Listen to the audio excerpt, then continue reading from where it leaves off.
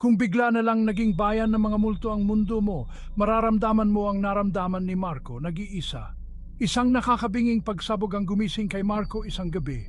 Nakita niya nang may takot kung paano naglaho ang kanyang mga kapitbahay, isa-isa. Naging mga araw ng nakakatakot na katahimikan. Naging alaala na lang ang mga kaibigan at pamilya. Nasanay si Marco sa katahimikan pero may takot nagtatago sa likod kanyang mga pilit na ngiti. Isang gabi, may narinig siyang kakaibang mga yabag sa likod niya. Sa sobrang takot, nagtago siya sa isang lumang bahay at doon niya natagpuan ang isang misteryosong salamin. Sa refleksyon nito may nakatayong anino sa likod niya. Hindi ka nag-iisa, bulong nito mula sa kadiliman.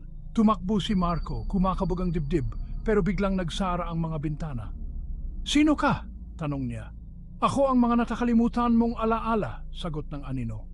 Lumitaw ang mga mukha ng mga nawalang mahal sa buhay, baluktot sa sakit at lungkot.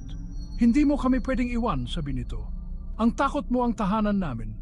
Naintindihan ni Marco na ang mga lansangan ay puno ng mga anino ng kanyang nakaraan. Tumakbo siya hanggang sa mapagod. Naunawaan niya, ang tunay na takot ay hindi ang pag-iisa, kundi ang paglimot sa mga taong mahalaga.